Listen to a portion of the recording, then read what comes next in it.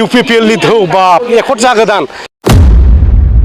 बान्दो दंग मोजां जायाखिसै बिटिआर सुक्तियाव लिरनाय मोनफ्रोमबो दफा दिनै सुफुं जायाखिसै NDFB नि समस्या जोबाखिसै सिमा बारायनाया जायाखिसै 40 थाखोआव 60 ता समस्ति खालामनांगौ दाबो मावजायाखिसै बे दतमा ब्लकनि दिनैहाय बे ट्राइनियेल कनफारेन्स दा बेनि डेलिगेट सिटिं सोलिगासिनो दङ बे डेलिगेट सेसनाव रायजो राजाफ्रा लोब लोब बाहागो लादों जोंनि BPF नि वार्कारफ्रा दिनै बे गोबां बोथोरा गाज्रि दिनै अखा हादोंब्लाबो जोंनि साफ्रोमबो वार्कारा न'निफ्राय ओंखारबोजोबदों बाहागो लाफैदों बेनो फोरमान जे BPF दोलोखौ जेसेबांनाखि बारहुंखा सारअन्थाइ जेसेबांखि खैदां खैफैया मानो 2025 आव हमथानो हानाय नङा बेनो फोरमान रायजो राजाफ्रा उइलिंलि फैदों बेवहाय सोरखौबा माने न'निफ्राय लेंना लाबोनाङाखै BPF नि मिटिं दं होननाय लोगो लोगो बयबो गोसो जानानै ओंखारबोदों दा बेनो प्रमान 2025 आव BPF आ सरकार दानो थांगासिनो दं बेखौ रावबो होबथानो हाया बे रायजो राजाफोरनि जे मेन्डेट बेखौ जों दिनैनो मोनबाय होननानै बुंनो हायो जेसेबां राजनितिक दल गोदान गोदान दाया मानो जेबो लाब गैया गोदान माने गोबां गोदो दल दंमोन BPPF दाबाय BPF UDPF दाबाय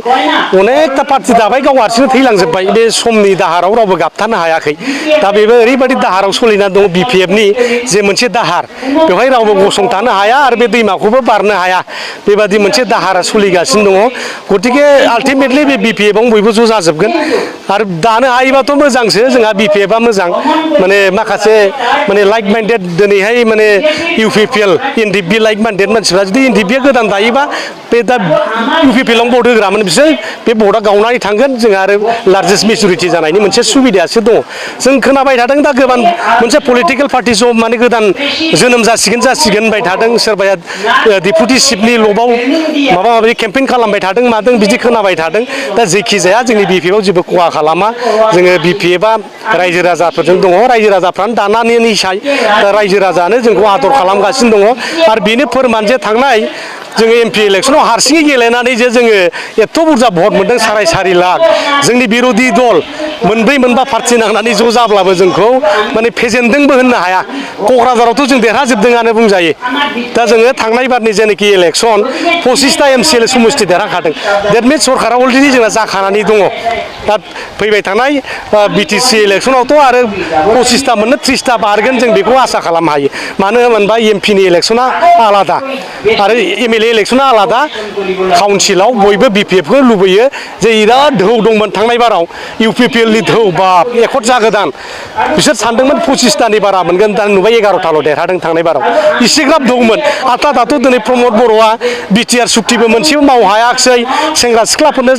न'खर न'खर साख्रि होगोन होननानैबो दिनै साख्रिबो होनो हायाखिसै बान्दो दंग मोजां जायाखिसै BTR सुक्तियाव लिरनाय मोनफ्रोमबो दफा दिनै सुफुं जायाखिसै NDFB नि समस्या जोबाखिसै सिमा बारायनाया जायाखिसै 40 थाखोआव 60 ता समस्ति खालामनांगौ दाबो मावजायाखिसै दा बे मोनफ्रोमबो अर जोंब्लावजोबगासिनो दं दा बर' समाजाव दा गतिके बर'फोरनि भट मोननांगौआ प्रमद बर'नि थाखाय बिराद गिदिर मोनसे आगनि फरिखासो जानानै दं बे गामियाव जे हाबहैनो हागोन ना हाया जे बे माने दाउ दुला बाथा होनाय बादि होजागोन नामा पुहुखेदा जायखौ असमियाव बुङो नङा होमबा नेवलाय होनाय दा बेफोरबादि मोनसे परिबेससो फैगोन नामा जों दिनै मोनदांहरनो हायो आरो मालाय दा बे सोर गाइखेर लोङो सोर फिथाइ जायो जोंबो नायबाय थादों दा गाइखेर जायोबा फिथाइ जायोबा ब्रेना डेभेलप जायो बयबो मिथिगौ दा बे गाइखेर जानानै फिथाइ जानानै एथ'ग्राब ब्रेना डेभेलप जाबायमोन होमबा बिसोरो बिराद स्पिडआव दिनैनि 5G स्पिडआव खारनो हानांगौमोन नङा होमबा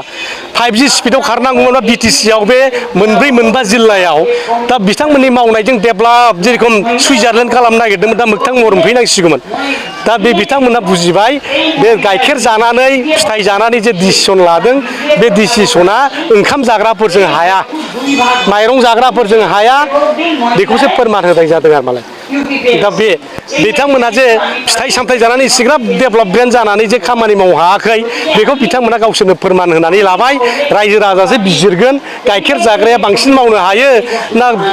माने ओंखाम जाग्रा ना बेदर जाग्राया बांसिन मावनो हायो बिथांमोना नुगोन आरो मालाय दा बेखौ जों मोनब्रै मोनबा खोलोब थांबाय होननाय खोनादों आरो जाय रायलायग्रा बेबो बुंना होबाय जोंनि रबिराम नार्जारि सारा दा मोनसे क्रिटिकेल पिरियडआव फैबाय दा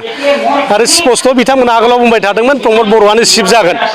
दा दा जोंनिफ्राय हाग्रामा महिलारिया गावनि खुगानिफ्रायनो बुंनानै होबाय दाख्लै खासियाबारियाव जे शिबा गावनो जागोन बे खुनु दिसपुराव थांनायनि खुनु बाथ्रा गैया दा बेनिफ्राय स्पष्ट जाबाय प्रमद बर'आ शिब गारनो गोसो दंना गैया दा प्रमद बर'आ जुदि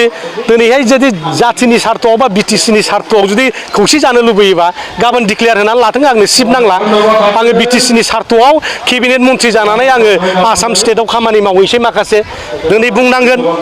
एमपिफ्रा बुंनांगोन जे बिटिसिनि सार्थआव दिनै जों माने दिल्लीयाव खामानि मावनोसै जयैनो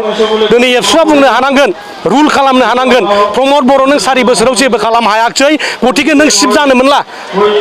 मोनला हाग्रामानि शिब जाफिननांगौ दिनै रुल खालामनो हानांगोन बेसो जातीय संगठननि केरेक्टार जागोन आरो बे रलखौ प्ले खालामथों दिनै दिपेन बर'आ दुलाराय बर' फरायसा आफादा होमब्लासो जों मानिगोन एबसुआ दिनै बे जे खौसेथिनि जेनाखि इनिसियेटिभ बेखौ बिथांमोना होमबासो मावफुंनो हागोन बेबादि डाबल सिन्डारजों हाया मालाबा प्रमद बर'नि जानानै बुङो मालाबा सेल्फ स्टाइल जानानै बुङो बेबादिजों जानाय नङा दिनै बिसोरनि पलिटिकेल केरेक्टारखौ बिथांमोना गारनानै फैनांगोन दिनै दम होनांगोन खुनु फर्मुला गैया बेवहाय एबसुआ रुलसो खालामनांगौ दिनैहाय प्रमद बर' नोंजों जाला डाइरेक्ट बुंनो हानांगोन बिसोरो फेरेंगा नोंजों जाला गबिन्द नोंजों जाला